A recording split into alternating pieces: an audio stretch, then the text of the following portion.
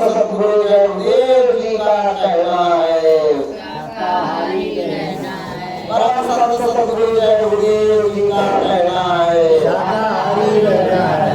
शाकाहारी हो जाओगे, बीमारी से बच जाओगे। बचना और बचाना है। शाकाहार अपनाना है। बचना और बचाना है।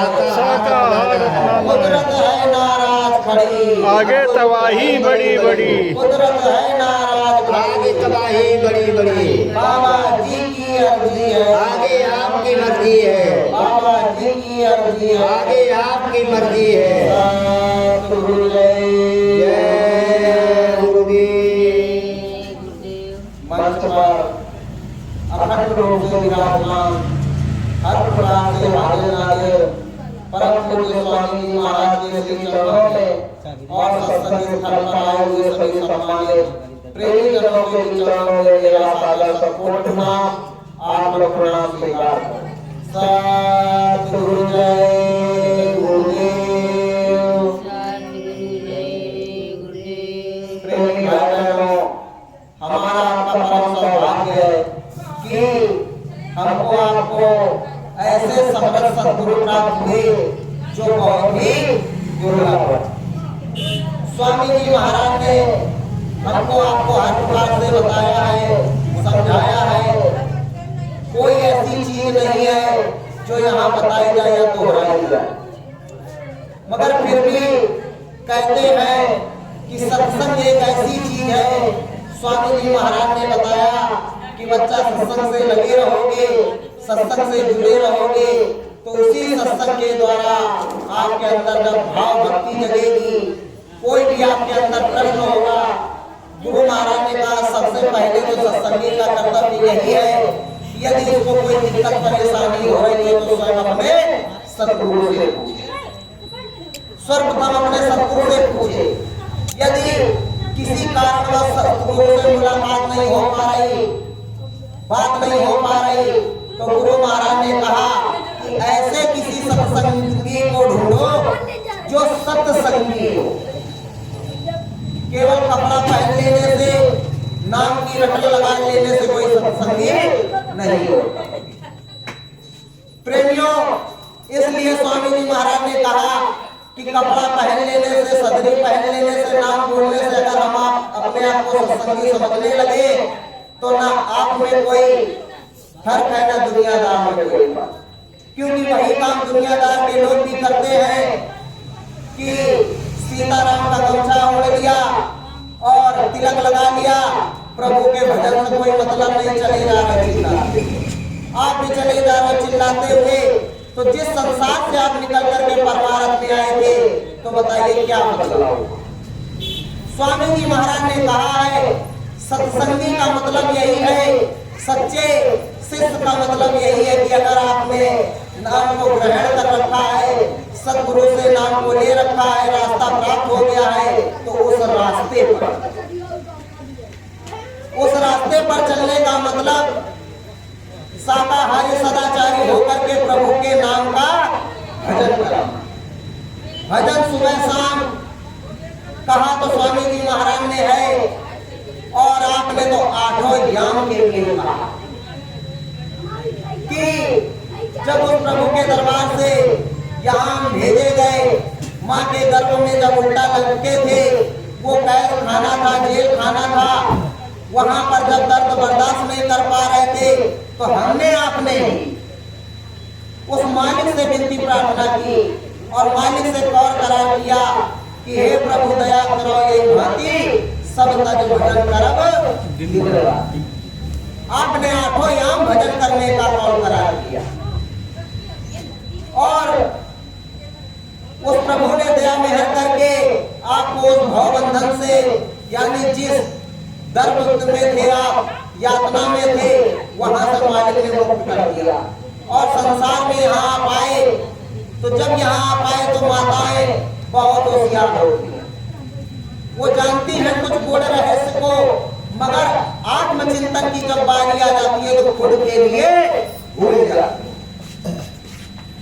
वहां पर क्या बताया है संतों ने, महात्माओं ने, परम पूज्य स्वामी जी महाराज ने क्या कहा, जब बालक का जन्म होता है तो माताएं देखती हैं कि वो चिल्लाता है कहाँ कहाँ कहाँ, कि अरे अभी तक तो हम ऐसी जगह थे कि दर्द में तो थे, मगर उस प्रभु से डायरेक्ट हमारी बात हो रही, उस प्रभु के दीदार हो रहे थे, खुले नेत्रों से हो रहे थे, मगर ये क्या है, हम कहाँ आ गए। और वो चिल्ला रहा है कहाँ कहाँ कहाँ, और माताएं बहनें सोच रहे कि वो बालक चिल्ला, शिशु चिल्ला रहा, तो उसको शांत करने के लिए बर्तन बजाना शुरू कर देते हैं, यानी कुछ भी ढोल मंजीरे की तरह आवाज निकालना शुरू कर देते हैं, जिस आवाज को सुन करके वो बच्चा थोड़ी देर के लिए शांत हो जाता। मगर जब वो आवाज से आवाज का मिलान करता है, फिर तुरंत चिल्लाना शुरू कर देता है कहाँ कहाँ कहाँ, की ये आवाज मेल नहीं खा है, ये हमारे प्रभु की आवाज नहीं है, ये उस मालिक की आवाज नहीं है। तो फिर क्या होता है आगे, कि एक दीपक जला दिया जाता है, और दीपक को जला करके उस शिशु के आगे दिखाया जाता है। जब उस रोशनी को देखता है, टार्च की लाइट यानी कोई भी रोशनी दिखाई जाती है, कि उस रोशनी को दिखाई जाती है, तो बालक उसको बड़े गौर से देख रहा, उस प्रकाश को देख रहा है, और फिर प्रकाश को देख करके शांत हो रहा। मगर जैसे ही उसने देखा कि वो असली प्रकाश नहीं है, उस पर प्रभु का परम प्रकाश नहीं है, फिर वो तुरंत चिल्लाना शुरू कर देता। तो इसी तरह धीरे धीरे धीरे धीरे जब समय बीतता जाता है और मन माया का पर्दा पड़ने लगता है, तो हम अपने ज्ञान को अध्यात्म को भूल जाते हैं। फिर हमें समरस संत सदगुरु की जरूरत पड़ती है, क्योंकि कहा गया है इस संसार के नियम के हिसाब से कि आप 10 नहीं हजारों गुरु कर दो, 10 नहीं हजारों गुरु की बात कह गई है कि हजारों गुरु कर लो, उससे कोई लाभ होने वाला नहीं है। लाभ कब होगा, जब सच्चा संत सदगुरु मिलेगा। स्वामी जी महाराज ने बराबर कहा कि सतगुरु सतनाम तुमको लाखों प्रणाम। हम आप बराबर विनती प्रार्थना करते हो कि हमारे सतगुरु खेमनहार है, सतगुरु की दया मेहर से सूरज जीवात्मा त्रिकुटी धाम चढ़ सकती है, सतगुरु ही सबको पार लगाने वाले हैं, मगर फिर भी हम अपने सतगुरु को पार नहीं लगाते। कि कहीं ऐसा ना हो कि अगर हम सतगुरु को पार लगा देंगे तो कहीं हम दूर हो जाए। अरे जब सतगुरु से ही प्रेम नहीं होगा, नाता नहीं होगा, सच्चा प्रेम नहीं होगा, तो बताइए आपका मददगार कौन होगा। स्वामी जी महाराज ने एक बार नहीं 50 बार, हजारों बार आपको समझाया कि बच्चा इस जो संसार का जड़ है, चेतन, जड़ के चक्कर में मत पड़ना, इस शरीर के चक्कर में मत पड़ना, क्योंकि शरीर बदलने में देरी नहीं लगती। मगर हमारा आपका क्या है कि एक जड़ को पकड़ लिया, जड़ में हम फंस गए। स्वामी जी महाराज बराबर समझा रहे हैं, कह रहे हैं कि चेतन की पूजा करो, चेतन को मानो, चेतन को जानो। अब चेतन है क्या, कि चेतन गुरु महाराज ने ये बताया कि ये शरीर जड़ है और सूरज जीवात्मा चेतन। उस चेतन सत्ता है जिसकी, उस मालिक की ये अंश है, जिसको हम बराबर कहते हैं सतगुरु जीव अंश अविनाशी। ये जो सतगुरु का जीव है, इस सूरज जिसको सूरज कहते हैं, जीवात्मा कहते हैं, जो शरीर के अंदर बैठा हुआ है, ये उसी अनामी महाप्रभु का अंश है। अगर उसका अंश ना होता तो उसकी जो दिव्यता है, जो झलक है, इस ब्रह्मांड के अंदर ना आई हो। तो स्वामी जी महाराज ने बताया, आगे समझाते हैं, कहा बच्चा जड़ के चक्कर में मत पड़ो, चेतन की पूजा करो, चेतन को मानो। फिर भी लोग मानने को तैयार नहीं हुए, मजबूरन स्वामी जी महाराज को कहना पड़ा था कि बच्चा देख रहे हो इस संसार को और या इस मैदान को, यानी नाम योग साधना मंदिर में दादा गुरु महाराज के भंडारे पर और मैदान की तरफ इशारा करके गुरु महाराज कह कि इस संसार को देखो और इस मैदान को देखो। भेड़ चाल वहां भी चल रही थी, भेड़ चाल यहाँ भी चल रही थी। जिस तरह वहां लोग दुनिया का दिखावा करते चले आए, आज यहाँ पर भी दिखावा कर रहे हैं, धोखा खा रहे हैं। तो लोगों ने जब पूछा, विचार किया कि मालिक कैसे, क्या हुआ, क्या बात है, तो गुरु महाराज ने कहा कि बच्चा, प्रचार केवल करने से क्या हो, प्रचार करने का तो मैंने एक माध्यम बना दिया, बहाना बना दिया कि कम से कम प्रचार करने जाओगे, सेवा करोगे तो गुरु चरणों से लगे रहो, मगर असली काम है नाम भजन, नाम की कमाई करना। सच्ची बात कह दी जाती है तो लोग खड़े हो जाते हैं, अरे हम 60 साल पुराने हैं, हम 70 साल पुराने, हमको कोई क्या समझाएगा। अरे हमने गुरु महाराज की इतनी सेवा की, वहाँ भंडारा में हम सेवा करते रहे, कढ़ैया मांगते रहे, झाड़ू पोछा करते रहे, लोग हमको क्या समझाएंगे। मगर हमारे परम पूज्य स्वामी जी महाराज ने बराबर कहा कि बच्चा सदैव अपने को नया समझना। लोग कितने भी पुराने हो, सन 2011 दादा गुरु महाराज का पावन भंडारा है, उस भंडारे पर जब स्वामी जी महाराज ने नामदान दिया था, तो नामदान देने के बाद में गुरु महाराज ने कहा आज से सारे नए हो गए, कोई पुराना नहीं बचा। आप सत्संग फिर से उठा के सुन सकते हो। सीधे गुरु महाराज ने इसी तरह कहा। तो क्या उस कार्यक्रम पे टाटधारी नहीं थे? तो जब गुरु महाराज ने टाटधारियों को भी नया कर दिया, तो हम आपसे कैसे कह सकते हैं कि हम इतने साल पुराने नामदान। अगर आप इतने साल पुराने नामदानी थे, तो आपने नामदान का काम क्यों नहीं किया? सतगुरु ने जो कहा था, सतगुरु का काम आपने क्यों नहीं किया? और स्वामी जी महाराज ने पहले ही कह रखा था कि बच्चा इस धोखे में मत रहना, नानक जाए अंगूठा बोरा, सब जीवन का किया निबोरा, अब बाबा जय गुरुदेव काम करने वाले नहीं। स्वामी जी महाराज ने खुद कहा कि बाबा जय गुरुदेव काम करने वाले नहीं। उन्होंने कहा इतना मैंने समझाया, कितने युग सदियां बीत गई बताते बता। लोगों ने कहा कैसे? गुरु महाराज ने खोल करके पूरा अपना परिचय दे दिया, कहा हम आए वही देश से जहां तुम्हारो धाम, और तुमको निज घर पहुंचाओ एक हमारो काम। फिर गुरु महाराज ने कहा बच्चा, इसी कलियुग में मैं प्रथम संत सद्गुरु कबीर साहब के रूप में आया, नानक बनकर के आया, रविदास बनकर के आया, राधा स्वामी बनकर के आया, जगजीवन बन के आया, भीखा पंटू दरिया गोस्वामी बनकर के आया, फिर भी तुम नहीं पहचाना। और अपने को बराबर कहते चले आए कि अरे जब बाबा जी ने सन 1952 से नामदान देना शुरू किया था, तब हम बाबा जी के साथ। गुरु महाराज ने कहा जब मैंने कबीर साहब के रूप में नामदान दिया था, तब से तुम मेरे साथ, मगर फिर भी मेरी एक बात को नहीं पकड़ा पाए। और स्वामी जी महाराज बराबर समझा रहे हैं, यह बच्चा आगे का समय को देख लो, लोग भ्रमित हो गए, सत्संगी पे उंगली उठाने लगे।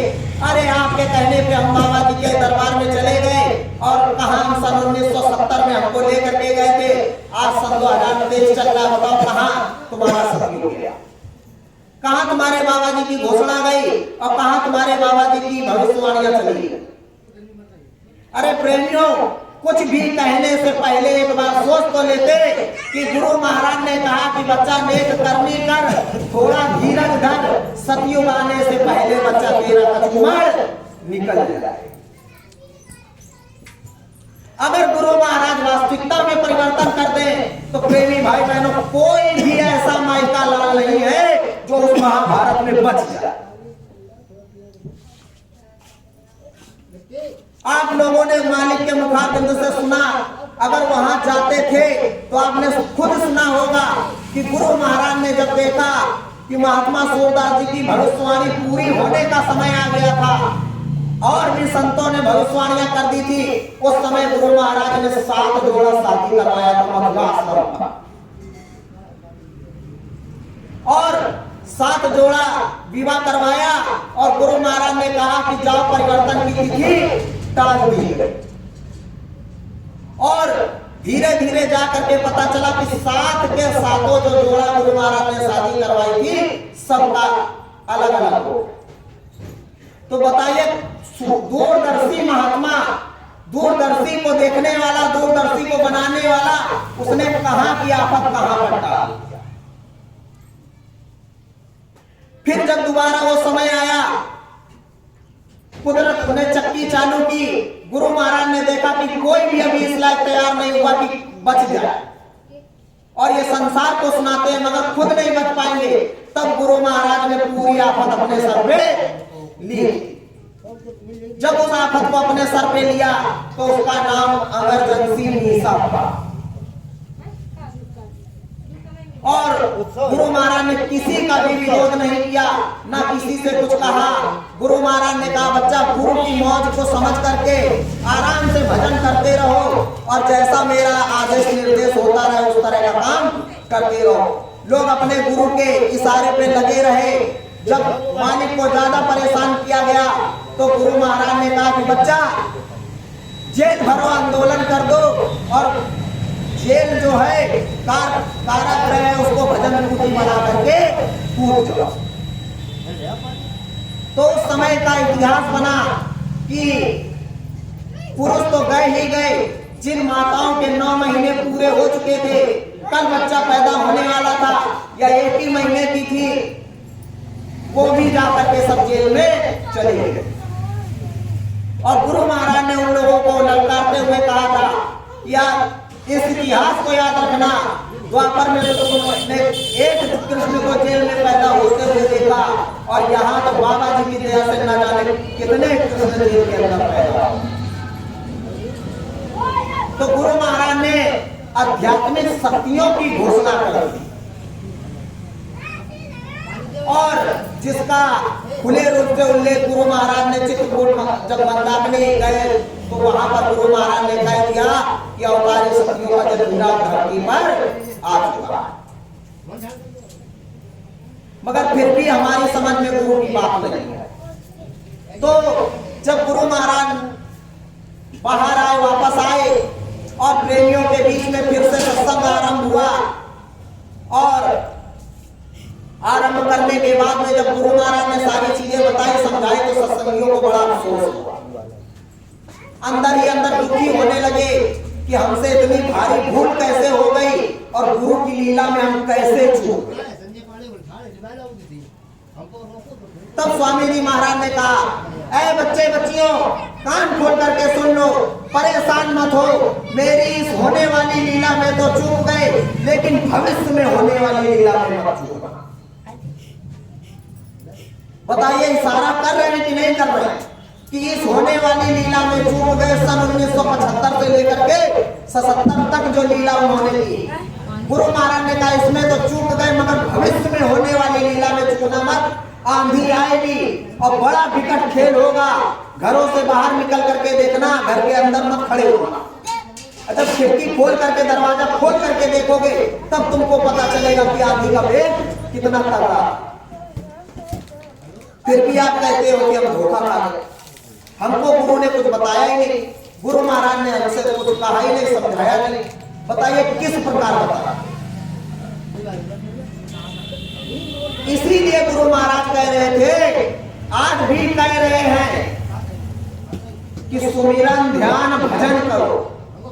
जब तक सुमिरन ध्यान भजन नहीं होगा, गुरु चरणों में प्रेम नहीं होगा, प्रीत नहीं होगी, प्रेमियों गुरु महाराज ऐसे मिलने वाले नहीं, क्योंकि उन्होंने हमारे आपके पीछे 70 साल नहीं, 7 जन्म हम बात कह दे, युगों युगों उन्होंने बर्बाद कर दिए।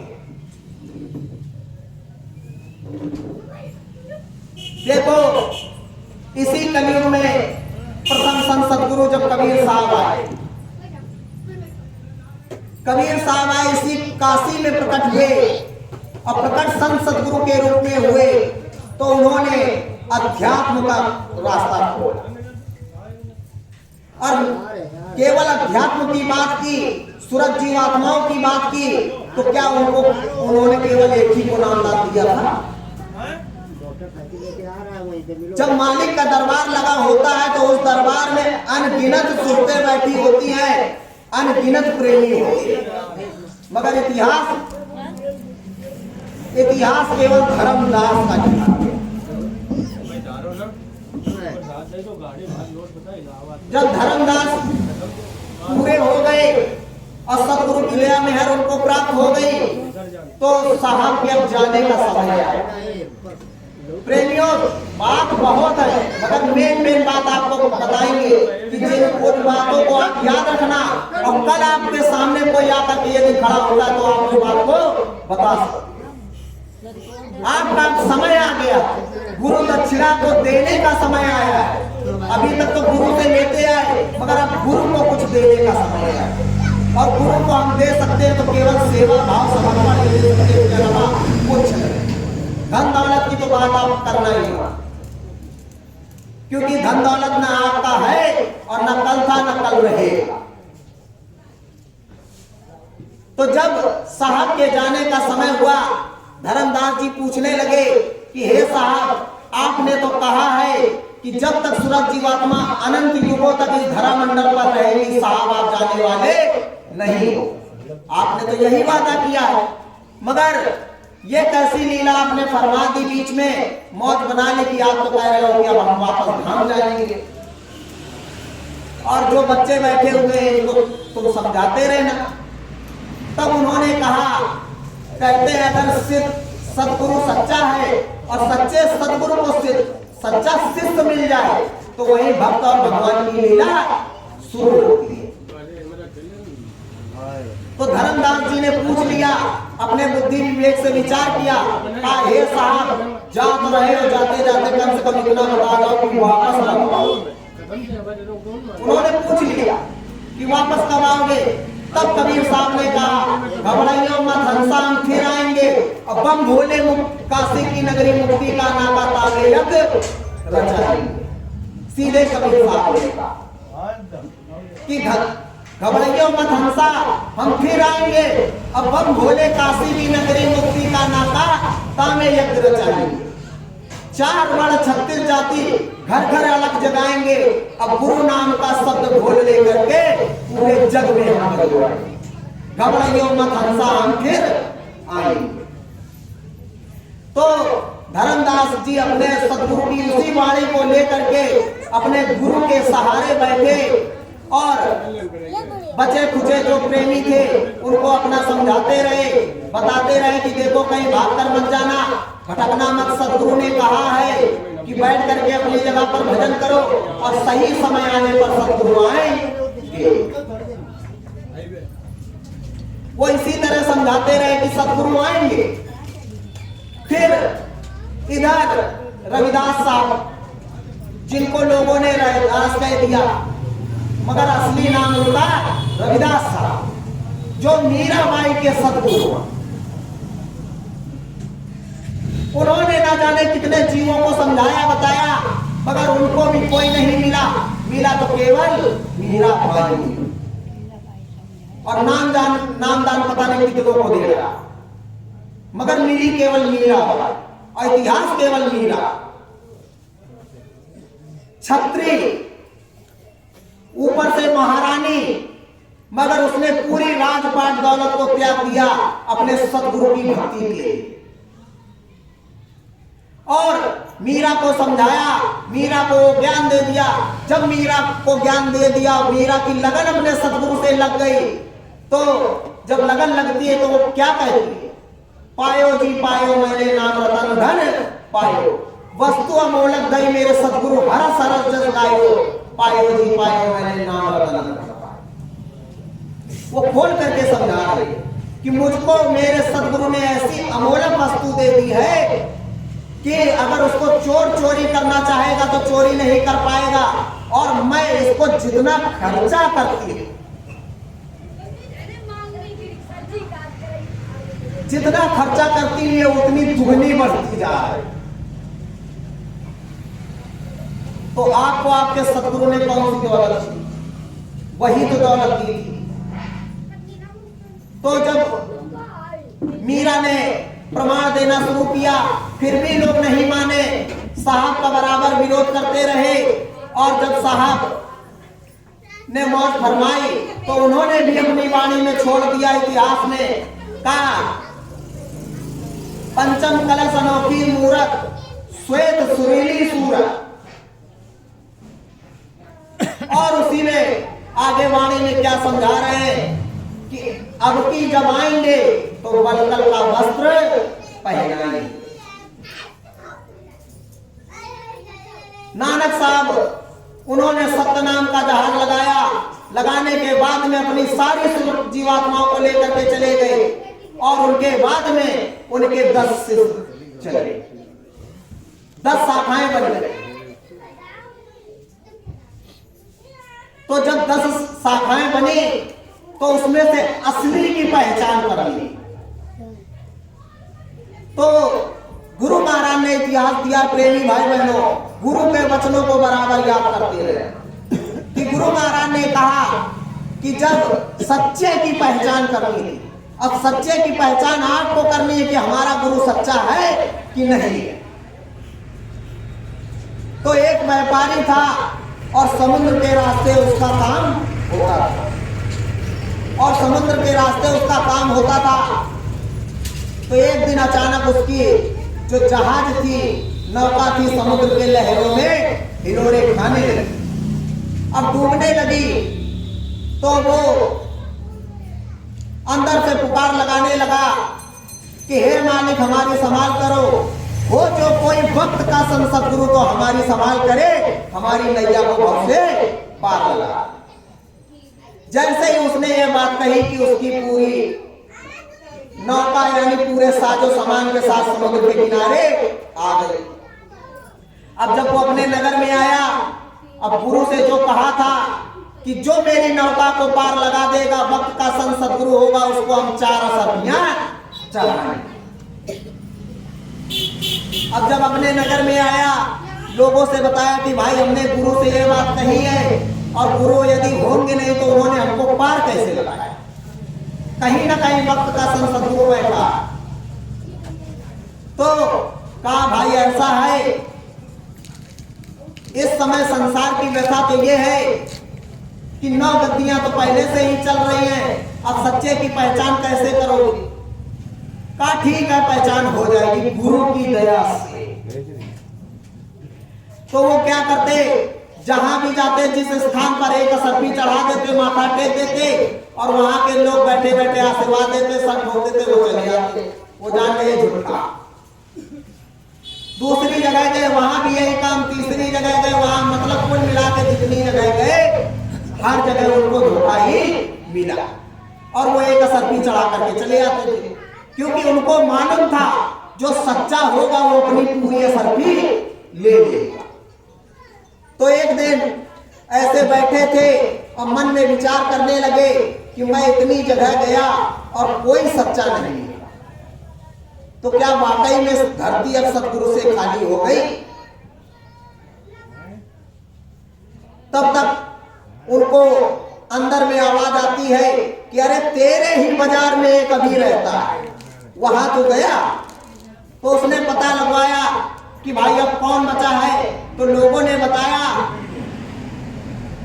कि फला गुरु का भी एक शिष्य है जो अपना साधना में लगे रहता है, मगर किसी से कुछ बोलता चाहता है, ना किसी से कुछ कहता है, ना मांगता है, और कोई अगर जाता है तो गुरु की बात बता देता है, बाकी उससे कोई लेना देना नहीं।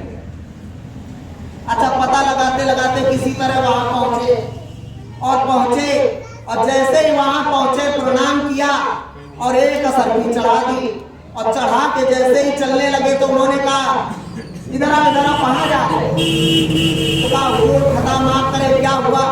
कहा तुमने 4 असरफी की बात कही थी और ये एक असरफी चढ़ाकर कहाँ जा रहे।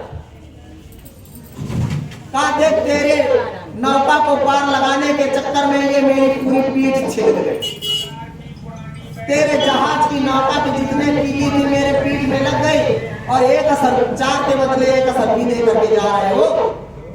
बस जैसे उसने इतनी बात सुनी फौरन चरण पकड़ लिए और चिल्लाने लगा बाघ के ऊपर, अरे तेगा मिल गया, तेगा मिल गया। और वही आगे जाकर के भविष्य में संत सदगुरु तेग बहादुर के नाम पर प्रसिद्ध हुए। तो क्या प्रेमियों, हमको आपको हमारे सदगुरु ने वो शिक्षा दीक्षा नहीं दी थी? गुरु महाराज ने कहा भविष्य में होने वाली लीला में चूकना मत, आंधी आएगी और कितनी विशाल होगी, जब दरवाजे पर खड़े होगे तब पता चलेगा। तो इसका मतलब ये नहीं कि आंधी जब आ रही थी तो तुम यहाँ दरवाजे पे खड़े होगे तब पता चलेगा। गुरु महाराज ने कहा इस घाट के दरवाजे, मन मंदिर के दरवाजे पर जब खड़े होगे तब पता चलेगा कि आंधी कितनी निकल रहा है। उसके बाद में इतनी बड़ी लीला गुरु महाराज ने दिखाई, और गुरु महाराज को दिखाना ही था, क्योंकि हमारे आपके समझ में भी ना आता अगर इतनी बड़ी लीला को करते। क्योंकि स्वामी जी महाराज ने कहा था, कहा है बच्चे बच्चियों, आगे जाकर के भविष्य में मैं ऐसी जगह चला जाऊंगा कुछ समय के लिए। गुरु महाराज ने कहा कुछ समय के लिए, तो लोगों ने कह दिया कि गुरु महाराज ने कहा आगे भविष्य में ऐसी जगह चला जाऊंगा तुम चाह करके भी मुझको खोज नहीं पाओ, यानी अर्थ का अनर्थ कर दिया। और जबकि पत्रिका में साफ साफ लिखा हुआ है कि आगे भविष्य में ऐसी जगह चला जाऊंगा कुछ समय के लिए कि तुम चाह करके भी मेरे पास नहीं आ सको, मुझे ढूंढ नहीं पाओ, समय आने पर मैं अपना सारा काम करूंगा। तो बताइए, गुरु की कथनी में और लोगों की कथनी में कितना जमीन आसमान का फर्क हो। ये पहला प्रमाण गुरु महाराज अब यहां से दे रहे हैं। दूसरा प्रमाण दे रहे हैं, कहा है बच्चे बच्चियों, बात को अच्छे से समझ लेना, शंका मत करना, क्योंकि शंका की दुखदाई है। गुरु महाराज ने कहा सतयुग का बीज मैंने बोया, सतयुग की फसल मैंने तैयार की, सतयुग का पेड़ मैं लगा रहा हूं, तो फल मैं ही खा करके जाऊंगा। जब तक सतयुग नहीं आ जाता, चाहे 400 साल तक रहना पड़े, रह करके दिखा दूंगा बच्चों से शरीर में, मगर इस धरा मंडल से मैं जाने वाला नहीं। ये दूसरा प्रमाण। तीसरा प्रमाण उन्होंने कहा कि जब तक एक भी सूरज जीव आत्मा इस धरा मंडल पर रहेगी, तब तक मैं इस धराधाम से जाने वाला नहीं बच्चों। यह तीसरा प्रमाण उन्होंने दे दिया। और बाकी बातों की बात कह दी जाए तो दिन नहीं महीनों बीत जाएंगे, मगर गुरु महाराज की बातें खत्म नहीं होंगी। तो बताओ, इतनी बड़ी बड़ी बातें गुरु महाराज ने कही, मगर क्या हमने आपने विश्वास किया? आंधी का झकोला आया और उसी झकोले में हम भी उड़ गए। लोगों ने कहा यह कैसे संभव हो सकता है, कलयुग में केवल 100 साल की उम्र निर्धारित है और 100 साल के ऊपर का हम नहीं मानते। अरे मत मानो, आपसे कोई मनवाता भी नहीं है। जिस विधान को आप लेकर के बैठे हो कि कलयुग में केवल 100 साल की उम्र है, उसी विधान को संत महात्माओं ने पलट दिया।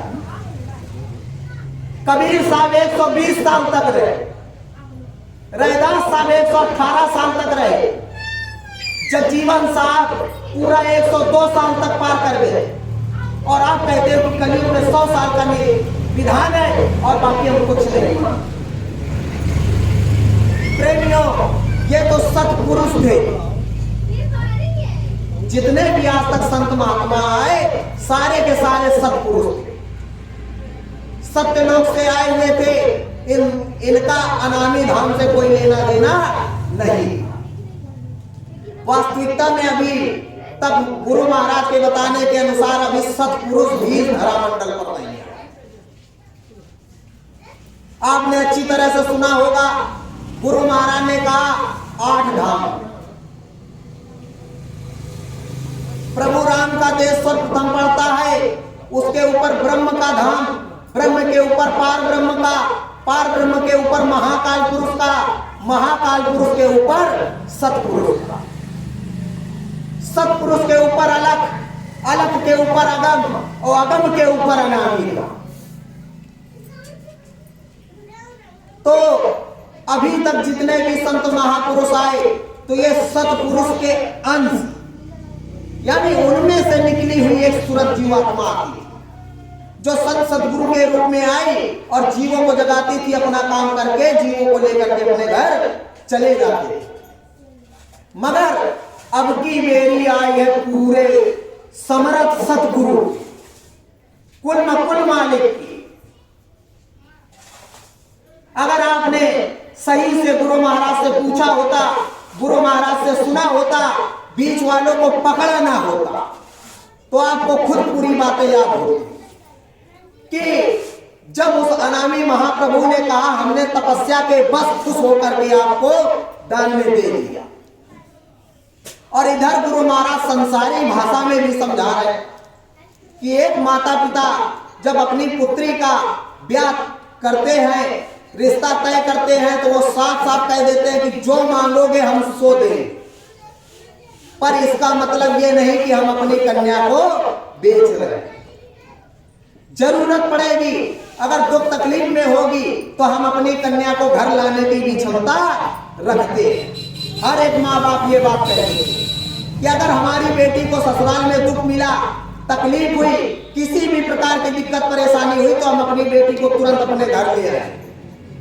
और यही चीज उस मालिक ने प्रभु राम से कहा कि ठीक है, तपस्या के बस होकर के हम आपको दिए तो दे रहे हैं, परंतु अगर हमारी सूरत जीवात्माओं को किंचित मात्र भी तकलीफ हुई और इनको दिक्कत परेशानी हुई तो हम लेने आएंगे।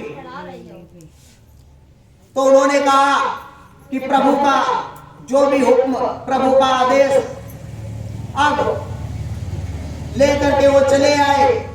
रात चलने लगा, धीरे धीरे धीरे धीरे कई खेपे गई, कई खेपे आ गई। अब वो बैठे बैठे विचार कर रहे हैं, क्योंकि अभी विधान तो लागू हुआ नहीं। अब वो बैठे बैठे विचार कर रहे हैं, जितनी मांग के नहीं लाते उतनी तो ये वापस लेकर के चले जाते, और उनको आने की जरूरत भी नहीं पड़ती। बैठे यहाँ का सतयुग योगी सब विज्ञानी कर हरि ध्यान तरे भव प्राणी, कि इधर ध्यान लगाया नहीं, अपने घर चले गए। और कहा इसी तरह चलता रहा तो हम राज किस पे करें। तो कहा फिर क्या हो, तो उन्होंने अपने ही अंश से, प्रभु राम ने अपने ही अंश से एक ज्योति प्रकट की और ज्योति को साकार रूप दिया। वो साकार रूप में आद्या महामाई, जिनको आप दुर्गा भी कहते हो, जगदम्बा भी कहते हो, वो प्रकट हुई। जब वो प्रकट हुई तो उनसे कहा कि आगे संसार का निर्माण करना है तो आप हमारा सहयोग करो। जब माता जी से ये बात कही आद्या महाशक्ति से, तो उन्होंने अपने अंश से 3 पुत्रों का प्रादुर्भाव किया।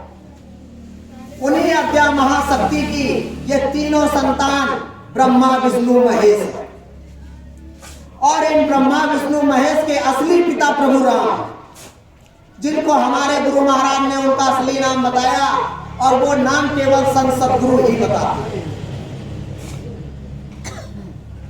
और उनसे बता दिया, कहा देखो ब्रह्मा को लिखने का काम दे देना, विष्णु को पालन करने का काम दे देना, और शंकर को संहार करने का काम दे देना। आप दे देना, और एक इतना काम जरूर करना कि इनमें से कोई अगर मेरा पता पूछे तो मेरा पता मत बताना। वहीं से प्रभु राम ने विधान लागू कर दिया। तो एक दिन समय चलते चलाते चलता गया, और तीनों पुत्र आपस में विचार विमर्श करने लगे कि माता जी तो हमारी बड़ी दयालु है, कृपालु है, और महामाई के बराबर दर्शन होते रहते हैं, हमारे पिता को। तो ये प्रश्न उठा करके तीनों लोग जब माता जी के सामने पहुंचे, कहा हे माता जी, हम आपसे एक बड़ा जटिल प्रश्न का उत्तर लेने आए हैं, कृपया करके हमको बताइए, समझाइए कि हमारे पिता कौन। कहा देखो वहां तक का भेद तो हम बता नहीं सकते, क्योंकि उसके ऊपर हम भी नहीं जा सकते। जहां तक हमारा है हम बताएंगे समझाएंगे। तो कहा माता जी की कृपा हो। तो माता जी ने कहा ठीक है, तीनों लोग चले जाओ और अपने पिता का दर्शन करने। जिसको पिता का दर्शन हो जाए तो वो हमको आकर के बताए। तो मालिक के बताने के अनुसार जब माता जी ने भेज दिया तो ब्रह्मा जी चले गए ऊपर के लोग। अब गगन मंडल में ब्रह्मांड में अपने पिता को खोज गए और चले जा रहे योजन, मगर और का छोर नहीं मिल रहा। जो ज्योति प्रकट हो रही थी उसका और छोर नहीं मिल रहा। अब विष्णु जी चले गए नीचे के लोकों में छोर देखने के लिए कि इसका छोर कहाँ है, जहां पिताजी बैठे होंगे उनको भी छोर नहीं मिल रहा। अब शंकर जी ने क्या किया, शंकर जी वहीं अपना बैठे आसन पर पंथी जमा करके और ध्यान योग साधना में बैठ गए अपने पिता का दर्शन करने के लिए। तो ऊपर जब गए ब्रह्मा ने कहा कि अरे समय बर्बाद करने से कुछ होगा नहीं, चलते हैं माता जी से कह देंगे कि हमको पिता के दर्शन हो गए। मगर उन्होंने मन में विचार किया कि पिता के दर्शन हो गए मगर उनको विश्वास कैसे दिलाएंगे। तो ब्रह्मा ने अपने अंश से माता गायत्री को प्रकट किया और गायत्री को प्रकट किया, अब केतकी फूल को प्रकट किया और इन दोनों से कहा कि आप दोनों लोग गवाही देना चाहिए। मगर वहीं पर समय का हेर फेर हो गया और कुछ से कुछ हो गया। अब नीचे जो भगवान विष्णु गए हुए थे पिताजी की खोज में, तो उनको पिताजी के तो दर्शन हुए नहीं और चले गए पाताल लोक में। तो जहां पर बैठे थे शेष महाराज, अब उनके पैर पे जैसे ही पूंछ पर उनका पैर पड़ा तो उन्होंने मारा विष, तो उनका पूरा शरीर नीला पड़ गया। तो आप लोगों ने जगह जगह सुन भी रखा है, पंडित जी महाराज लोग आपको गा गा करके सुनाते ही हैं कि प्रभु कृष्ण का, प्रभु हरि का जो शरीर है वो श्याम भरा, तो वहीं से उनका श्याम भरा। और जो बाबा भोलेनाथ वो अपनी समाधि में बैठे हुए अपने पिता का दर्शन कर रहे। अब तीनों लोग गए, वापस पूछा, माता जी ने ब्रह्मा से सर्वप्रथम पूछा कि आपको पिता के दर्शन हो गए। ब्रह्मा जी ने झूठ बोल दिया, कहा हाँ माता जी पिताजी के दर्शन हो गए। अब रूप का बखान करने पूछने लगी, तो अब रूप का बखान कैसे, जब असली पिता को देखा ही नहीं तो बखान कैसे। कहा माता जी हमने पिताजी को देख लिया और ऐसी बीमारियां आकर के खड़ी हो जाएंगी कि लोग तुमको छूने से मना करेंगे। ये उसी बाबा की भविष्यवाणी है कि किसी दूसरे बाबा, तो जिसने भविष्यवाणी की थी उसने भविष्यवाणी को पूरा करके दिखाया कि नहीं दिखाया। और देखो सन 1967 में गुरु महाराज ने पहले ही बता दिया था, इमरजेंसी के पहले कहा था कि बीमारियों की आंधी आएगी और ऐसी लाइलाज बीमारी होगी कि डॉक्टर अस्पताल छोड़ करके। तो आपके सामने वो बीमारी आई कि नहीं आई? डॉक्टर की बात छोड़ो, घर के लोग ही पानी देने से मना करने लगे कि कहीं हमको कोरोना ना हो। अरे कोरोना की बात छोड़ो, अभी कोरोना आ रहा, क्योंकि गुरु महाराज ने कहा बीमारी नहीं बीमारियों की आंधी आई। और इस समय ब्रिटेन में इंग्लैंड की तरफ बता रहे कि एक फिर से वायरस फैला हुआ है और उसकी तो घोषणा बता दी, कहा कि ये आबादी को एकदम से सुबह चक्कर कर दिया, नाम उसका एक्स दे दिया। और एक्स जब ही लगता है जब एक्सपायरी हो जाता है, तो पहले से ही आपको आगाह कर रहे हैं। और जो समर्थ संत होकर के जिसके पास पूरी पावर है, पूरी चेतन सत्ता का मालिक है, वो आपको बता रहा समझा रहा, उसकी बात पे आपको विश्वास नहीं। कहा वो तो दिखाई नहीं देते, वो तो चले गए। अरे कहां चले गए? जब कबीर साहब के रूप में आए थे, गए तो धर्मदास को बता करके गए, समझा करके गए कि मैं आऊंगा। रविदास साहब के रूप में जब जाने लगे तो मीरा से जाते जाते कहा मीरा मैं आऊंगा और बलकल का वस्त्र पहना।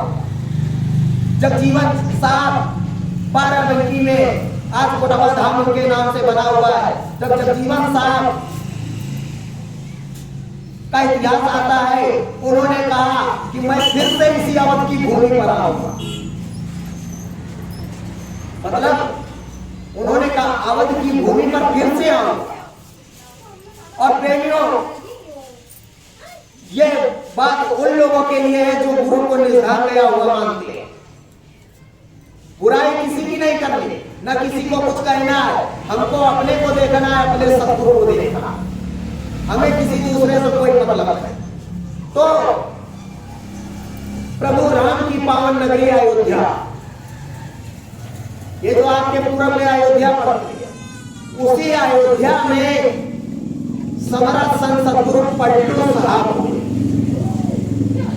तो पलटू साहब सत्संग सुनाते थे, नाम दान देते थे, और सेम यही काम जो गुरु महाराज करते थे वही काम वो भी करते थे।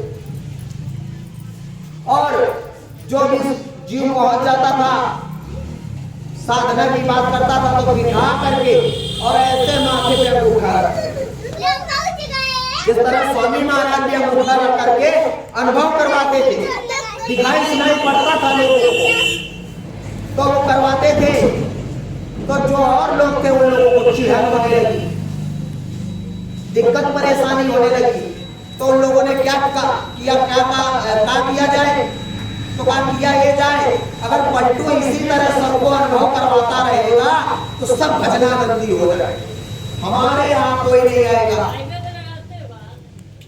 हमारे यहाँ कोई नहीं आएगा। तो क्या किया जाए, किया ये जाए कि जैसे ही आप पलटू शाम को अपनी कुटिया में जाए साधना करने के लिए, बस फौरन कुटिया में आग लगा।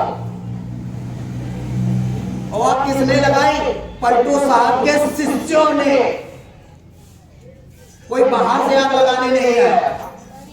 पलटू साहब साधना करने के लिए जो ही बैठे, बस कुटिया को बाहर से बंद करके आग लगा दी, जिंदा पलटू साहब को जला दिया गया। और वही पलटू साहब ध्यान योग साधना के रास्ते जा करके जगन्नाथपुरी में प्रकट हुए, और वहां के राजा को स्वप्न दिया जगन्नाथ जी में, और जगन्नाथ प्रभु गए, उन्होंने देखा कि तुम्हारे, कहा जगन्नाथ प्रभु ने राजा के सपने में कि तुम्हारे यहाँ संतों का निरादर होता। उस समय यानी जगन्नाथपुरी के जो राजा थे उनका पूरे भारत पर राज होता,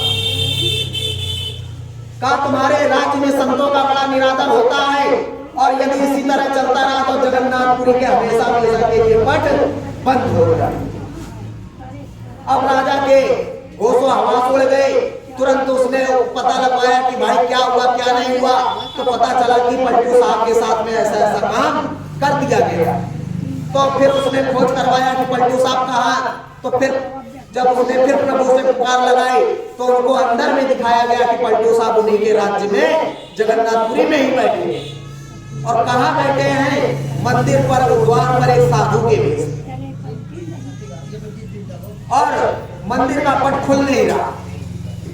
अब राजा तुरंत फौरन गया, और वहां जैसे फौरन पहुंचे तुरंत वो पहचान गए और तुरंत उनके चरणों में गिर गए, क्षमा याचना करने लगे कि प्रभु हमसे बहुत भारी भूल हो गई, क्षमा कर दीजिए, दया कर दीजिए, और दरवाजा को खुलवा दिया।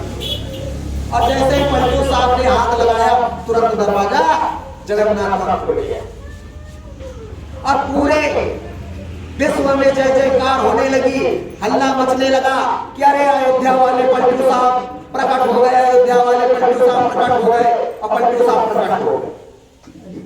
और जिन लोगों ने जलाया था वो तो कह रहे अरे कोई पागल होगा, ऐसे ही हल्ला मच रहा है। और जब कुछ लोग वहां से धीरे धीरे भेष बदल करके या क्षमा याचना के लिए जब लोग जाने लगे, देखा तो वही पलटू साहब अनुपम सूरत लिए बैठे। अब विनती करने लगे कि साहब वापस चलिए, साहब वापस चलिए।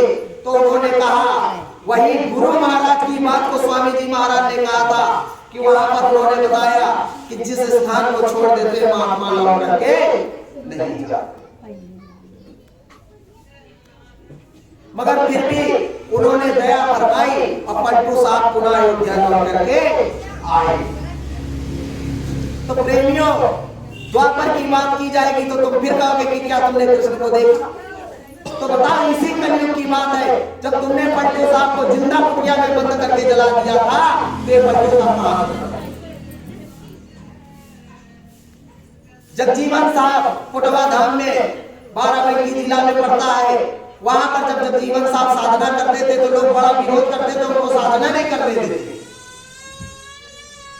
और मजबूरन होकर के जगजीवन साहब को कोटवा धाम मतलब अपना गांव सरदार छोड़ना था। और जैसे ही छोड़ा उन्होंने तो कुछ नहीं कहा, बस उनके मन में केवल आया कि जाओ तुमने संतन की कदर न जानी तो ये सरदार आज से नरदार हो जाए। इतना जगजीवन साहब ने कहा नहीं कि पीछे से चली आई सरयू भैया पूरा घाघरा बिगड़ा रोड रखते हुए सरदार। और नक्शे में पता करो तो नक्शे में तो दिखाई पड़ता है कि सरदार गांव घाघरा नदी के बीचों बीच है, मगर वहां जाकर के देखोगे तो तुमको गांव क्या एक ठोस नहीं दिखाई पड़ेगा। तो प्रेमियों, मालिक ने बराबर अंतर अनुभव की बात कही, आत्मज्ञान की बात कही, आत्मबोध की बात कही। जिस समय आपसे कहा गया था कि सतगुरु ने ऐसा कर दिया, सतगुरु ने वैसा कर दिया, हमको आपको तुरंत सारी चीजों को भूल जाना चाहिए, क्योंकि बराबर आपको मालूम है नामी के रहते नाम काम करता है, नामी के चले जाने के बाद में नाम में पावर खत्म हो जाता है। तो आज जो डंका पीटा जा रहा है जय गुरुदेव, तो कौन से गुरुदेव काम कर रहा है भाई? जिस जय गुरुदेव ने जय गुरुदेव नाम को जगाया था वो तो चला गया, तो कौन से गुरुदेव काम कर रहा है? अगर कोई भक्त का दूसरा संत आया है तो नया नाम क्यों नहीं जगाया? हमारे नामी ने तो कहा था जब तक धरा पर रहूंगा तब तक नाम काम करेगा। तो इसका मतलब वो भी बैठे बैठे जय गुरुदेव बोल रहे हैं, आपसे बैठे बैठे जय गुरुदेव बुलवा रहे हैं, तो कहीं ना कहीं बीच में झोल है। जब कोई रास्ता नहीं बचा तो कहा ये भाई जगाया हुआ प्रभु का नाम है, परमात्मा का नाम है, इसी नाम से काम होगा। अरे काम तो राधा स्वामी नाम से भी होता, मगर राधा स्वामी नाम से काम वही कर सकता है जिसको राधा स्वामी नाम में पावर मिली है। और राधा स्वामी नाम में पावर केवल परम संत बाबा जय गुरुदेव महाराज को। ये सच्चे सतगुरु बैठे हुए और जय गुरुदेव नाम जगाया हुआ इनका नाम है सच्चा नाम।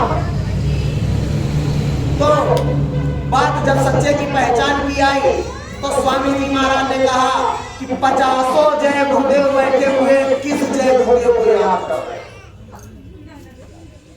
तो सूरज जीवात्मा अंदर से कहती है कि हम अपने उसी पिया को याद कर रहे हैं, उसी मालिक को याद कर रहे हैं, उसी स्वामी को याद कर रहे हैं, उसी सतगुरु को याद कर रहे हैं जिसने जय गुरुदेव नाम को जगाया, वो सच्चे सतगुरु को याद कर रहे हैं।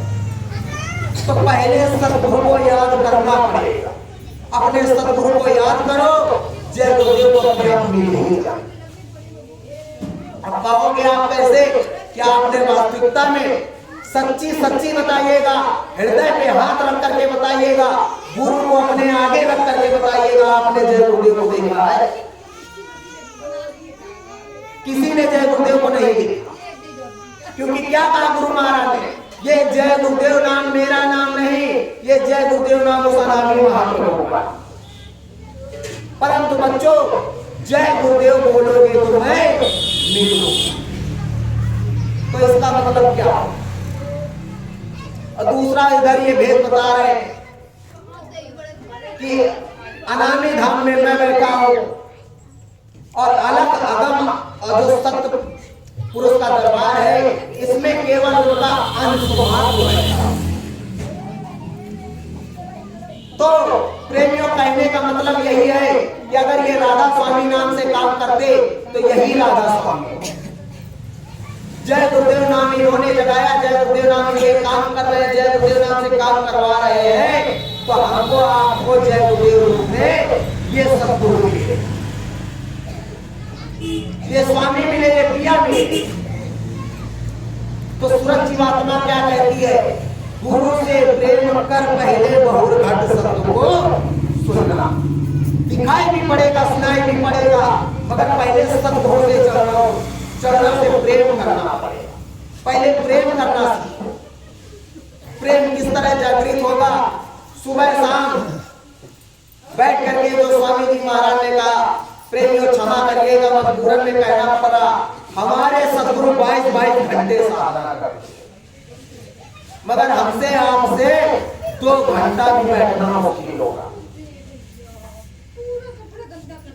और बात करते हैं कि हम इतने पुराने हैं, हमको कोई क्या बताएगा, क्या समझाएगा। अगर स्वामी ना होता, पिया ना होता, प्रभु ना होता, तो इतनी बड़ी बड़ी आफतों से, आंधियों से कोई बचाने वाला माई का लाल नहीं है। क्योंकि गुरु महाराज ने परीक्षा का जब दूसरा घेर फंसाया तो लोगों ने पहले ही हाथ खड़े कर दिए, भैया हमारे बस की बात नहीं है, अपने अपने घरों में ही रहना, यहाँ आश्रम में आने की जरूरत नहीं।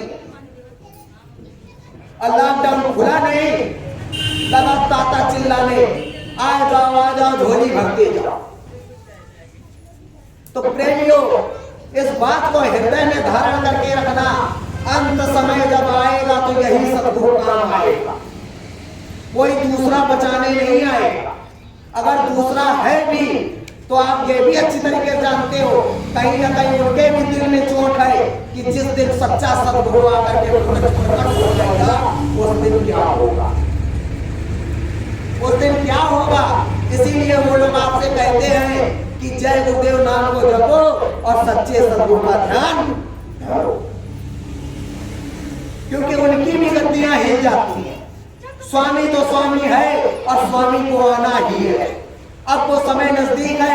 अभी तक हम चिल्लाते थे कि कलयुग जाने वाला है, सतयुग आने वाला है और विश्व युद्ध होने वाला है कि क्या होने वाला है, मगर अब आप देखिए विश्व युद्ध की शुरुआत हो चुकी, लड़ाइयां छिड़ चुकी हैं। और जहां कारण की बात थी, प्रेमियों इस पॉइंट को याद रखना कि सतगुरु ने कहा था कि त्रेता युग में भी विश्व युद्ध का कारण भारतवर्ष था, द्वापर में विश्व युद्ध का कारण भारतवर्ष था, तो इस कलयुग में भी विश्व युद्ध का कारण भारतवर्ष को बनना होगा। और इसी 19 तारीख की बात है, विश्व युद्ध का कारण बन चुका, कारण बन चुका। जो जो सतगुरु ने कहा है सब सामने आए। हमको आपको धैर्य बना करके रखना है, धीरज का बांध बना करके रखना, क्योंकि गुरु महाराज ने कहा था कि धीरज का बांध टूटने मत देना। क्योंकि कभी कभी ऐसा होता है कि आपसे कह दिया गया कि जाओ इस घेर में हीरा गड़ा हुआ है तो खुदाई कर लो, आपको हीरा मिल जाएगा। अब ये तो वही जानता है कि कितनी गहराई में है जिसने बताया।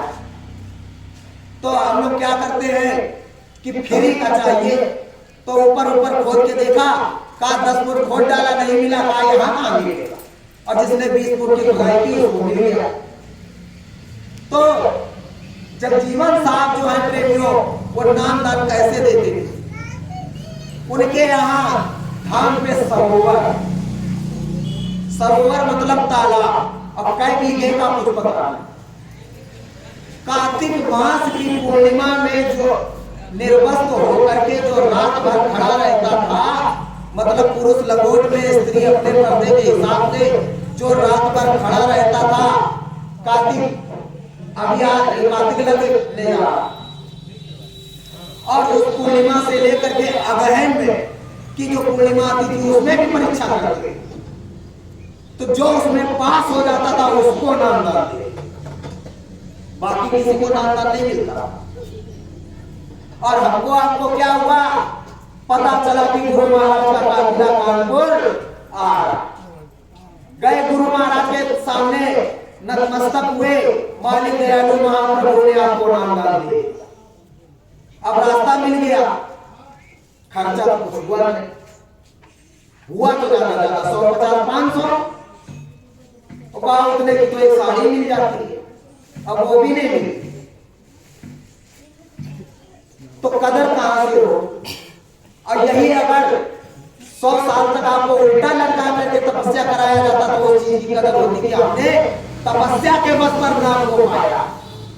और सुमिरन ध्यान भजन नहीं किया तो व्यर्थ चला जाएगा, हरि का दर्शन नहीं होगा, राम का दर्शन नहीं होगा, ब्रह्म पार ब्रह्म नहीं मिलेंगे, महापुरुष काल के दर्शन नहीं होगा।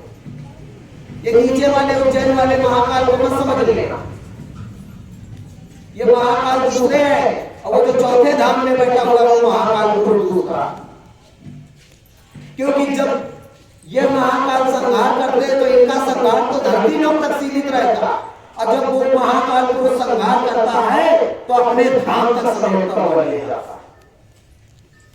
गुरु महाराज ने कहा कि जब कुदरती दैविक जब परिवर्तन होता है तो चौथे धाम तक चटाई की तरह पूरा लपेटता हुआ चला जाता।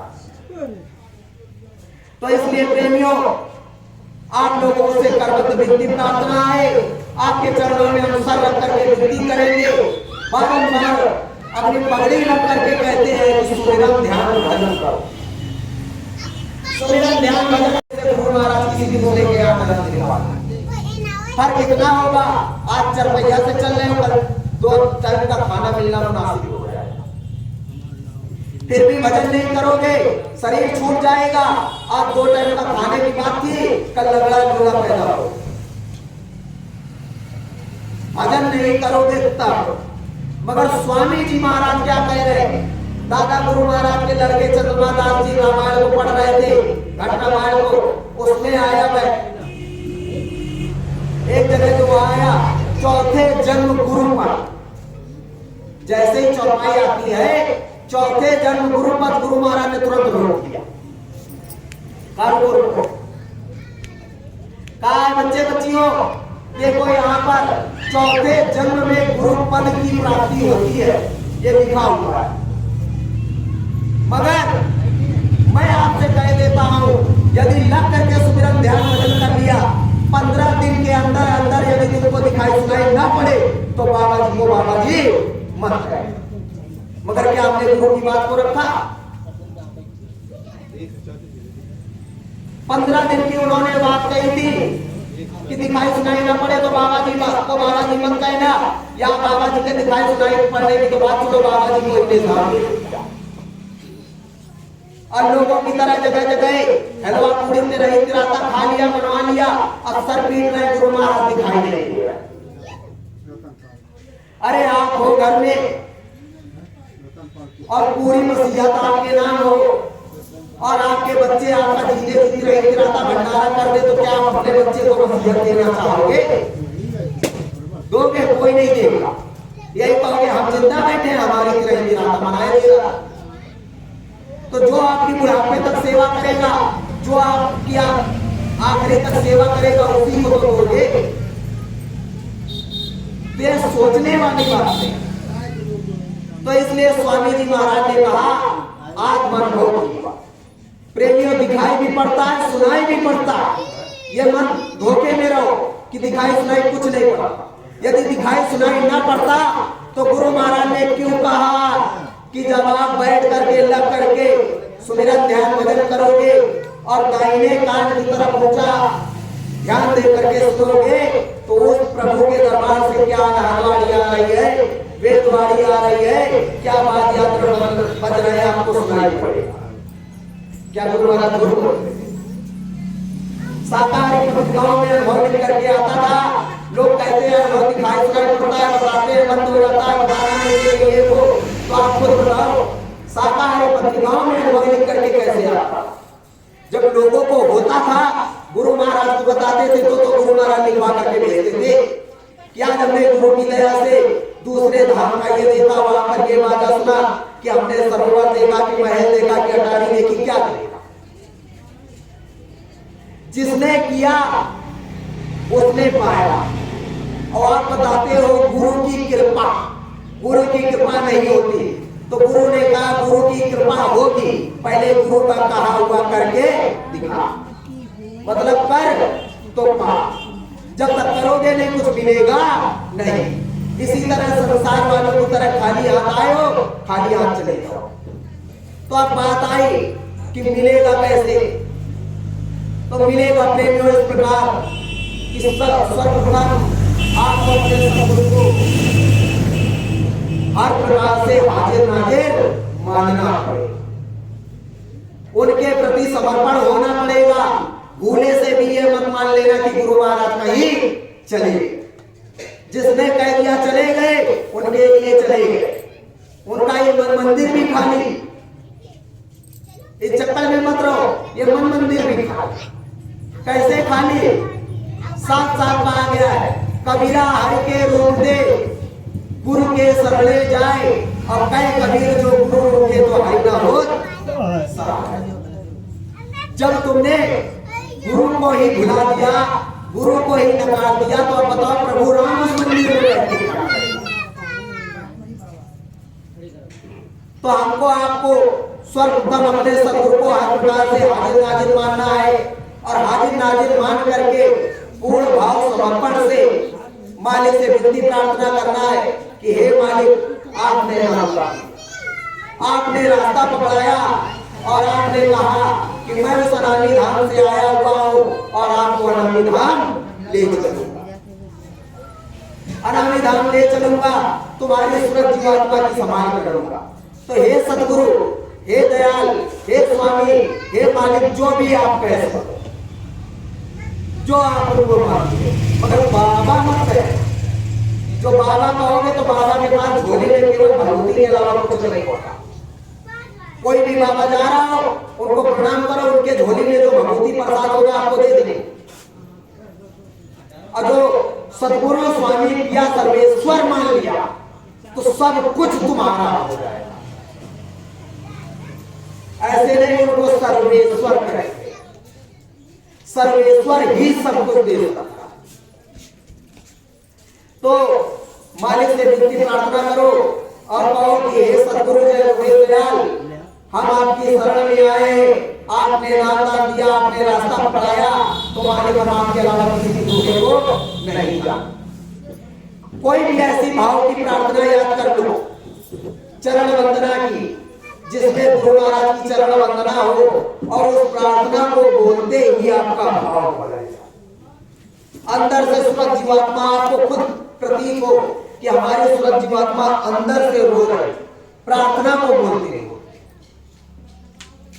और गुरु महाराज से विनती प्रार्थना करके जो रास्ता अपने आपको गुरु महाराज ने बताया, सतगुरु जय गुरु बोल करके आप सुमिरन ध्यान भजन करना शुरू कर दो, और देखो आपको 15 दिन के अंदर दिखाई सुनाई पड़ता है कि नहीं पड़ता।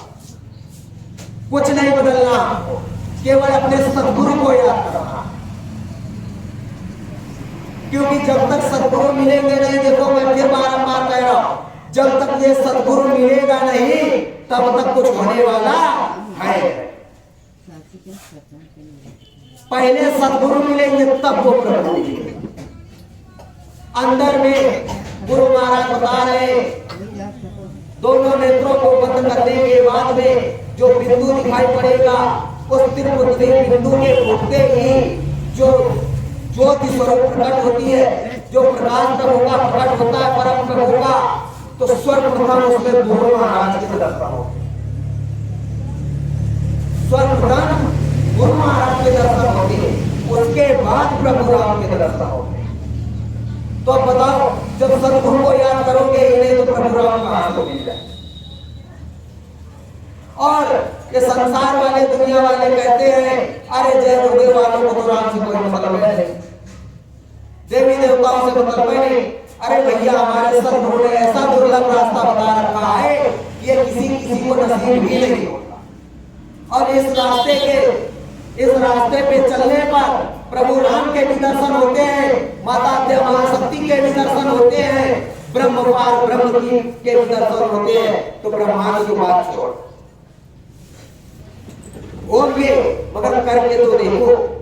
अब आप सोचते हो, गुरु महाराज ने कहा था बच्चों सुबह शाम सुमिरन ध्यान भजन करते रहना और अपना काम करते रहना, कल शाम के 6 बज जाएंगे, क्या करना है, का सानी चारा करना। जल्दी जल्दी सानी चारा किया, काम क्या करना है, काम घर का काम आ गया, क्या करना है, काम खाना बनाना है, जल्दी जल्दी खाना बनाया, सबको खिला दिया। खिलाने के बाद में घर का काम कर लिया, काम क्या करना है, 4 बजे पहुंच गए। गुरु महाराज ने कहा था 4 बजे पहुंचने से पहले भजन कर लिया। अब 4 बजे बैठे, जैसे ही बैठे तो याद आ गया, कल आज इस वाले 1 बीघा की धान कट गई, कल उधर काटने चला। बैठे भजन में, मगर अब कल उधर धान काटने का निकाली माला और उठाई लट, चालू हो गए जय गुरुदेव जय गुरुदेव जय गुरुदेव जय गुरुदेव जय गुरुदेव। पहले नाम की माला कर रहे थे कि पांचों नाम की कर रहे थे कि आखिरी वाली माला कर रहे थे, बस उसी में खड़खुड़ सो गए, माला छोड़ गई हाथ से, कहा जय गुरुदेव सो गए। तो बताओ ये कोई भजन है?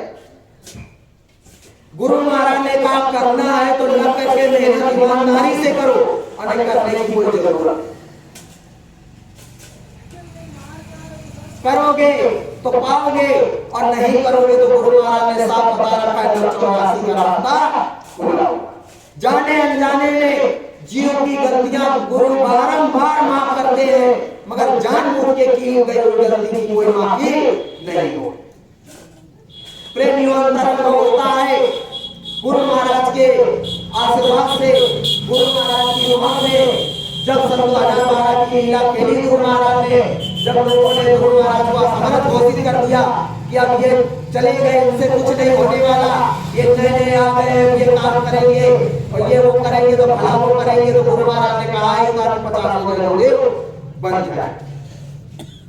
तो पहचान कैसे होती?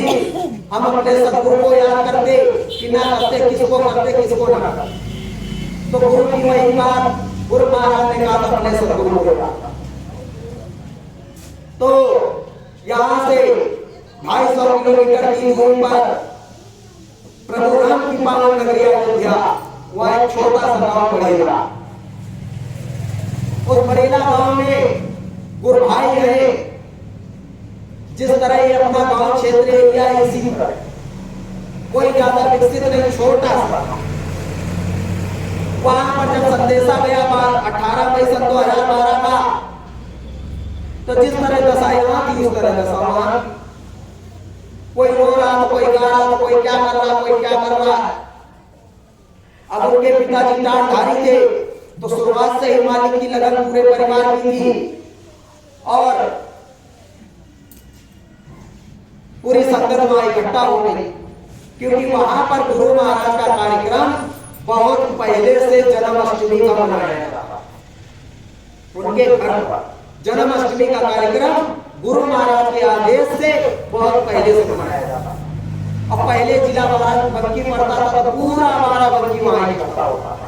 अयोध्या भी आ जाता था, हैदराबाद पहले लगता था। तो और मुक्ति दिवस का कार्यक्रम गांव में दूसरों के यहाँ होता था।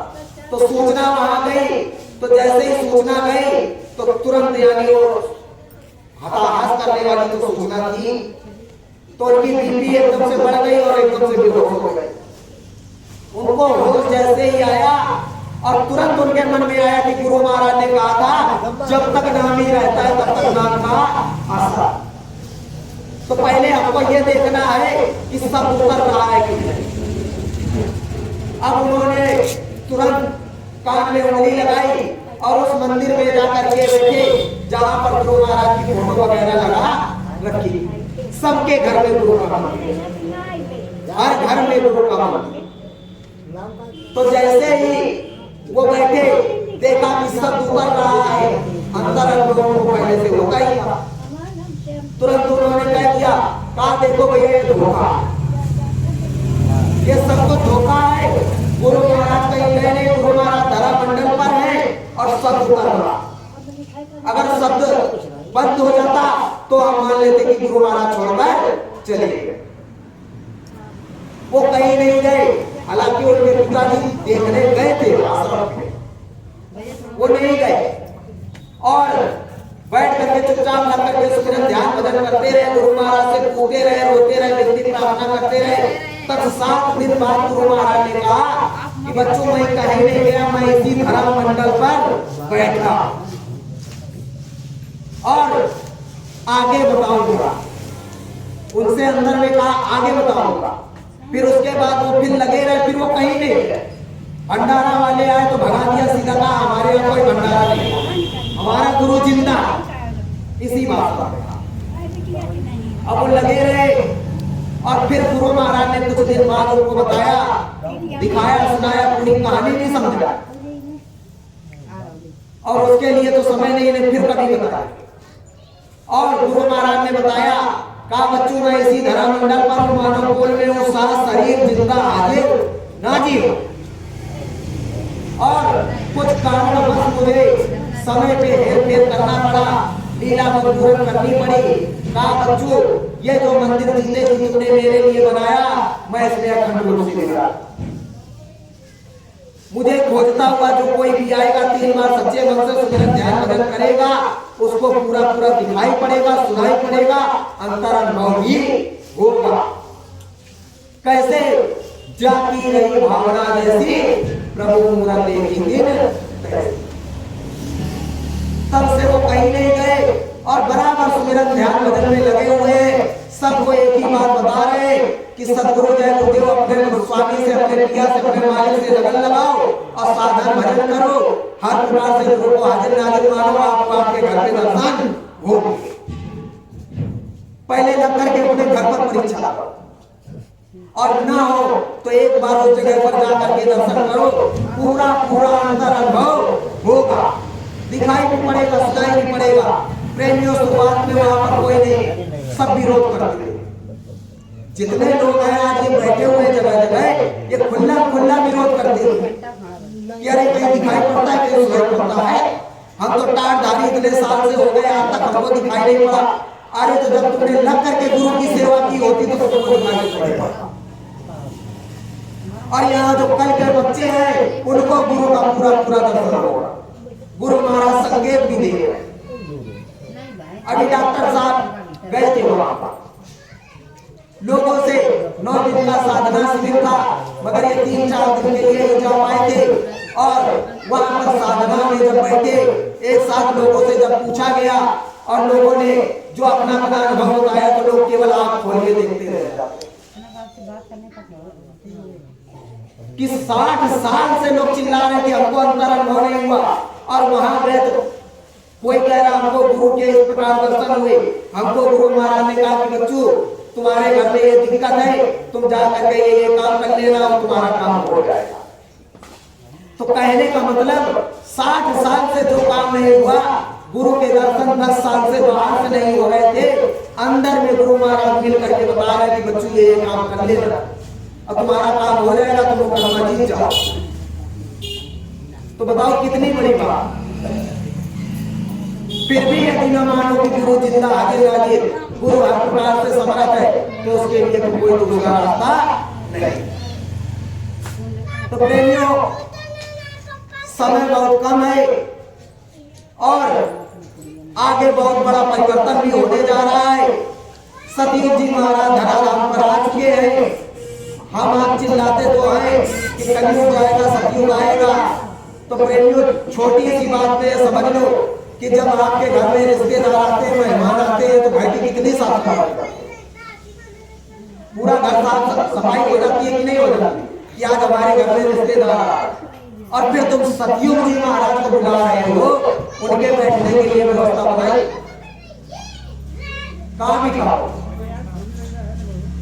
तो वो जो छोटा सा मंदिर गुरु महाराज का बनाया था, तो सतयुग जी महाराज का उसी धराधाम पर आए और वहां से धाम बुढ़ेला की धरती पे आने के बाद में वो नैनीताल गए।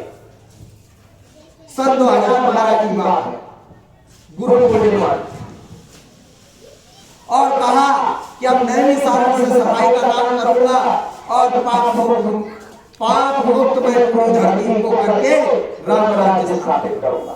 राजा सतयुग जी महाराज होंगे, गुरु महाराज का कोई लेना देना। तो यदि जो लोग ये धारणा भी देते हैं कि गुरु महाराज बात करेंगे कि गुरु महाराज का ये है कि वो है कि कौन नेता तो कौन क्या, तो किसी की बात पे विश्वास मत करना। अपने सदगुरु को याद करना।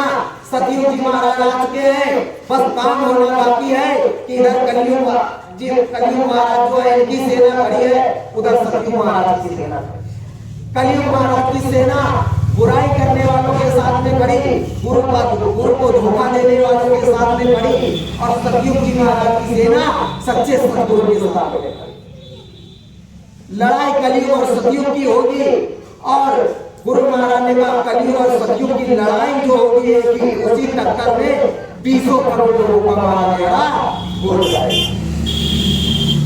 तो ये कलयुग और सतयुग की लड़ाई की बात कही गुरु महाराज ने, मगर एक छोटा सा ट्रेलर प्रोग्राम के दरबार से निकला नहीं कि पता लग रहा है यहाँ लाखों का महाराज एक है। तो प्रेमियों, सब काम होगा देरी किसी बात की है, बस देरी इसी चीज की है कि गुरु महाराज प्रत्यक्ष प्रकट होने वाले हैं। कब होंगे, कैसे होंगे, समय अनुसार होंगे, जो उन्होंने निर्धारित किया है, और वो आएंगे अपना सारा काम करेंगे। आने से पहले वो आपको बताएंगे कि बच्चों मैं आ गया या आने वाला। उसके लिए आपको इंतजार करना पड़ेगा, बनना पड़ेगा। अब कहोगे कि कैसे, गुरु महाराज ने कहा कोई बात होने वाली होगी और मैं कुछ कहूंगा तो कैसे सुनो, कान में तो चूचा तो रेंगता नहीं, शब्द पकड़ते नहीं, और मैं कुछ बोलूंगा तो कैसे सुनाई पड़ेगा। अरे तो कम से कम अपने आप को हम लोग इतना साध ले कि ना भजन बनता हो, ना भजन में दिखाई पड़े, तो रात में जब सो जाए गुरु महाराज से विनती प्रार्थना करें और सो जाए कि हे सतगुरु स्वामी, जो कुछ भी होते हैं करते रहिए और अपने चरणों में लगाए रहिए। देखो रात में गुरु महाराज सबने पूरी बात बताई है। उससे बड़ा प्रमाण चाहिए, शाम को जब सोने जाना, आपको कहीं कोई जल्दी हो, कोई अलार्म मत लगाना, किसी से कुछ मत कहना, इतना कह देना कि सतगुरु जय गुरुदेव आपको कोट कोट प्रणाम, मालिक हमको फला टाइम के लिए समय जगा दीजिए। अपने गुरु से कह के देना कि मालिक हमको सुबह इतनी बजे जगा देना, और ना अलार्म लगाना, ना किसी से कुछ कहना। देखो गुरु महाराज उतने ही समय आगे पीछे आके जगाते हैं, नहीं जगाते। किस प्रकार से प्रमाण दिया। तो इसलिए प्रेमियों, आप लोग लग करके अपने घरों में सुबह ध्यान भजन करो, और अंतर अनुभव की बात है, परीक्षा करके देखो, क्योंकि जब तक अंतर अनुभव होगा नहीं कोई काम बनेगा। आपको अनुभव होने लगेगा तब तो छाती पीट कर किसी के सामने कह सकते हो कि हमारा गुरु समर्थ आपको दिखाई पड़ता है, हम बताओ तुम्हारी बात क्यों मानते हैं। और ये डॉक्टर साहब हमारे आपके बीच में हैं, किसी भी बात को आपको पूछना हो कि वहां गए थे तो कैसे क्या होता है क्या नहीं होता, कोई दूसरा गुरु है कि दूसरा नाम है कि क्या, सारी सवाल इनसे आप करिए। और यही हम अपनी वाणी को विराम देते हैं। और आगामी कार्यक्रम, आगे जो कार्यक्रम होने वाला है, गुरु दादा महाराज के पावन जन्म दिवस का कार्यक्रम अगहन सुदी दशमी को जो मनाया जाता है, 20 से 24 दिसंबर तक धाम बड़ेला की पावन धरती पर मनाया जाएगा। आध्यात्मिक अंतर अनुभव के लिए और उस मालिक का आत्मज्ञान आत्मबोध प्राप्त करने के लिए आप सभी लोग आमंत्रित हैं। वहाँ आपको कुछ नहीं करना, केवल आपको वहाँ जाना है। आप अपनी व्यवस्था जुटा करके जाओ कि बिस्तर आपके पास होना चाहिए, और भोजन भंडारा चलता ही है, लेटने बैठने की कोई दिक्कत नहीं। वहाँ जाओ, एक काम केवल आपको करना है कि वहाँ गए हो तो सुमिरन ध्यान भजन करना है तो करना। जब तक वहाँ दर्शन ना हो जाए, जो बीमार मिले उसको पता करके पूछो कि हम किस प्रकार बैठे, कैसे बैठे कि हमको हमारे गुरु का दर्शन दिया। और यहाँ भी चाहो तो आप अपने घर में दर्शन कर सकते करके देख लो। इसी वजह से मैं आपसे कह रहा हूँ बार-बार, पहले परीक्षा करके देख लेना, जब ना हो तो एक बार वहां चले जाना। सुबह जब सूर्य भगवान निकलते हैं और उनको देख करके प्रणाम करो, मालिक को याद करो, पांचों नाम को याद करने के बाद पश्चिम की तरफ घूम जाओ और यहाँ देखने की कोशिश करो, देखो दिखाई पड़ता है कि नहीं दिखाई पड़ता। और यहाँ पर उंगली रखे रहो, ये आंखों को अपने बंद कर रहे रहो, दबाना नहीं, केवल बंद करो। और यहाँ पर देखने की कोशिश करो, देखो बिंदु प्रकाश दिखाई पड़ता है कि नहीं, सतगुरु के दर्शन होते हैं कि नहीं, देवी देवताओं के दर्शन होते हैं कि नहीं। होंगे सब कुछ, मगर करना पड़ेगा। अब ये नहीं कि बैठ गए माला लेकर के जय गुरुदेव जय गुरुदेव जय गुरुदेव कर देंगे। प्रेमियों, समय बीत जाएगा, कुछ होने वाला नहीं है। तो आप लोगों से पुनः आग्रह करते हैं, भंडारे पे आप सभी लोग पहुंचिए। अगर सुधी दशमी का भंडारा है, अगर गुरु महाराज का भंडार है, इसलिए प्यारे सतगुरु के सतगुरु की होगी पूजा। सतगुरुदेव गुरुदेव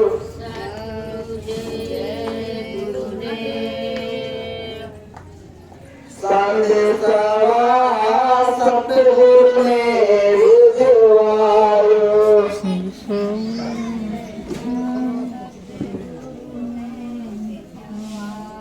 ओ करो तैयारी पिया मिलन की, करो तैयारी पिया मिलन को, शुभ घड़ी देखो आयो, सुमिरन देखो आयो। संदेशवा सतगुरु ने भिजवायो। संदेशवा सतगुरु ने भिजवायो। ध्यान भजन कर अंतर मन में, ध्यान भजन करके साची पूजा, स्वामी मेरा मन लगायो। स्वामी के लगन लगायो। संदेशवा सतगुरु ने भिजवायो। संदेशवा सतगुरु ने भिजवायो। घाट पर बैठे धनी मौत से, घाट पे बैठे धनी मौत थे, मंगल गीत को गायो। मंगल गीत को गायो। संदेशवा सतगुरु ने भिजवायो। संदेशवा सतगुरु ने भिजवायो। हंसा तू पछताना न बिल्कुल, हंसा तू पछताना न बिल्कुल, स्वामी देखो आयो।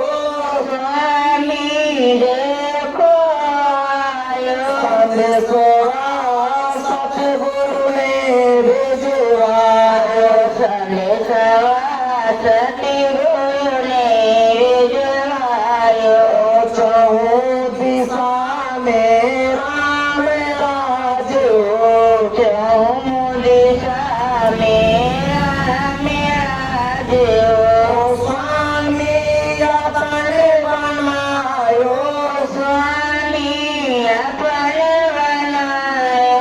संदेशवा सतगुरु ने भिजवायो। संदेशवा सतगुरु ने भिजवायो। करो आराधना नाम की साची, करो रजना नाम की साची, नाम अमोलक पायो। नाम अमोलक पायो। संदेशवा सतगुरु ने भिजवायो। संदेशवा सतगुरु ने भिजवायो। साचे सतगुरु से रोज मिलन हो, साचे सतगुरु से रोज मिलन हो। ऐसा जतन बतायो। जतन बतायो।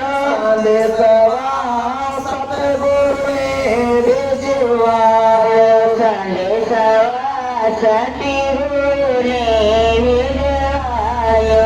शरण वंदना स्वामी की है। चरण वंदना स्वामी की, जिसने नाम जगायो।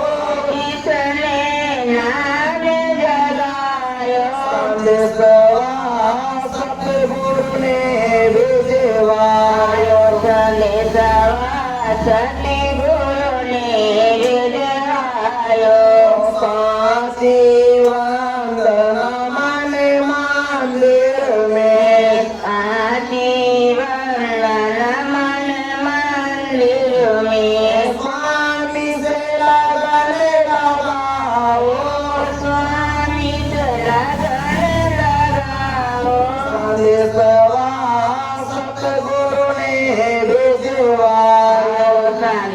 સવા સતગુરુને રીઝવાયો स्वामी मालिक जन्म के संगी સ્વામી માલિક જન્મુખ સંગી नाम वेद बतलायो નામે વેદ બતલાયો संदेशवा सतगुरु ने भेजवायो સાંજે સવા સતગુરુને રીઝવાયો आवे आवे सतगुरु नामी આવે આવે સતગુરુ નામી सतगुरु जय गुरुदेव नामी સતગુરુ જય ગુરુદેવ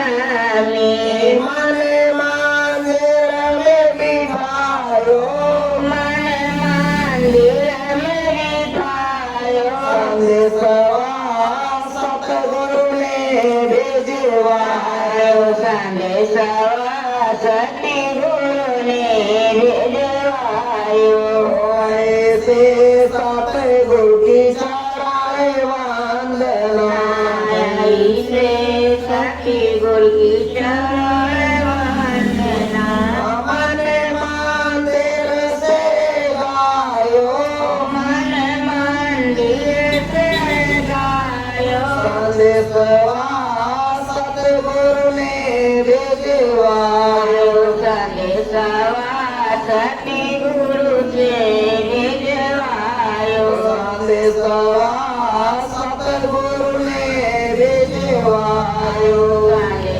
સવા સતગુરુને રીઝવાયો सतगुरु जय गुरुदेव સતગુરુ જય ગુરુદેવ भाई बहनों, यही मैं अपनी वाणी को विराम देता हूँ और कहने सुनने में कोई भूल चूक हो गई हो तो आप सभी लोग अपना बेटा जान करके क्षमा कर दीजिएगा, क्योंकि प्रेमी भाई बहनों, ना मैं कोई वक्ता हूँ और ना मैं कोई सेवक हूँ और ना अपने आप को कुछ समझता हूँ। जो भी सदगुरु की तरह मेहर हुई, जो मालिक ने अंदर में बताया समझाया, सन 2012 के बाद दिखाया सुनाया, तो उस मालिक के अंतर भेद के बल के भरोसे पर मैं अपने सदगुरु को बराबर छाती ठोक करके भी कहता हूँ कि मेरे सदगुरु जी भी भाग्य नादेर है, अंदर में मिलते हैं और हम उन्हीं के सारे आखिरी समय तक उनका इंतजार करेंगे। किसी के पास हमको जाने की जरूरत नहीं, हमारा सच्चा सदगुरु हाजिर नाजिर है। सतगुरु जय गुरुदेव। સતગુરુ જય